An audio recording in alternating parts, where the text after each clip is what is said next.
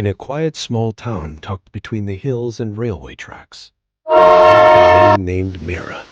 She was young, pregnant, and abandoned. There were no family members left, no friends, no one to lean on. Only sideways glances and whispers from neighbors who called her the cursed widow, even though she was never married. She lived in a rented one-room home on the edge of town, survived on hand-me-downs, and stayed out of sight. But inside her was a secret, a child that even destiny wasn't ready for. It happened during a power outage. During monsoon season, no one came when Mira screamed in labor. No one knocked. She gave birth alone, in candlelight, gripping a sewing mattress. And when the boy emerged, he didn't cry. He only opened his eyes and stared at her silent, alert, unafraid. She named him Veer, meaning warrior. Even as a toddler, Veer was strong. Too strong. By age 3, he could carry a bag of rice.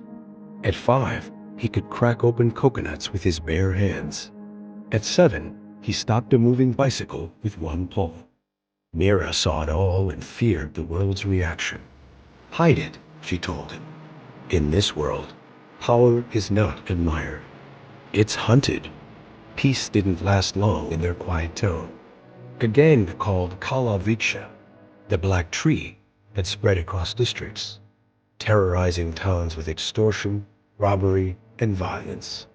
They came on bikes and trucks, demanding money from shopkeepers, threatening women, and burning those who said no. One day, they came to Mira's doorstep. She had nothing to give, but they didn't care. One man slapped her. Another raised a steel rod. And that's when Veer just stepped in front of her. They laughed. A child? Defending his mother? Until he caught the rod in midair and crushed it in his hand. A hush fell. The gang moved in to attack. But within seconds, Veer moved like lightning. He flipped one man over a wall, tossed another into a fruit cart. It was chaos. The townspeople watched shocked, speechless. Some clapped. Others stared in fear. The next day, there were whispers. That boy. He's unnatural. No child should be that strong. He's dangerous. Mira knew the signs. They don't understand you, she said. And what people don't understand, they destroy. That very night, she packed their bags. They left town without saying goodbye. They resettled far away in a dusty industrial town known for mining and coal plants. No one knew their names. No one cared. Veer grew into a man, tall and silent.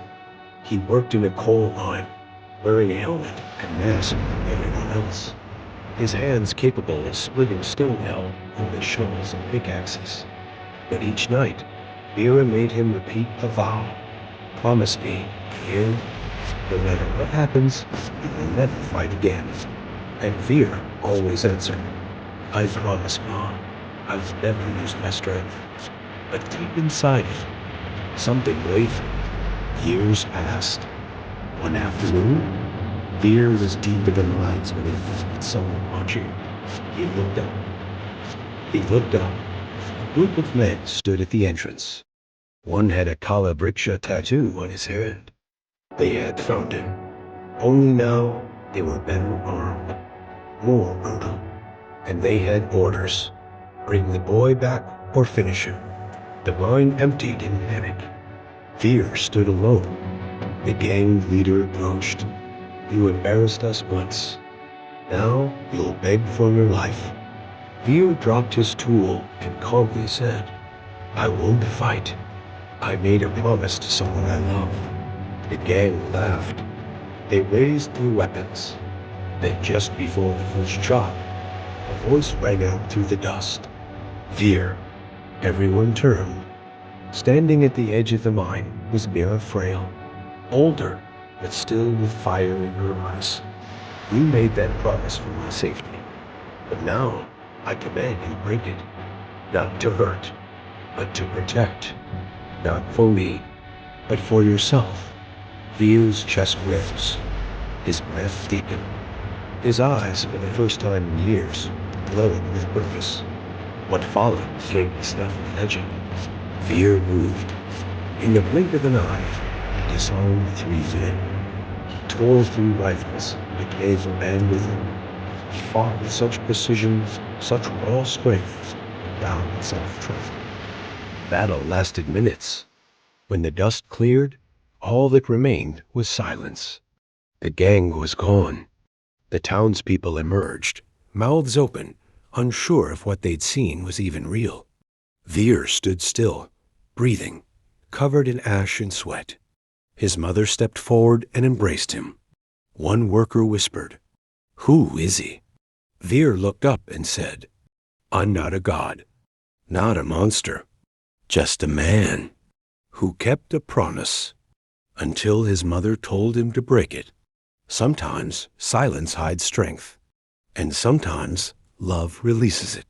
The promise of power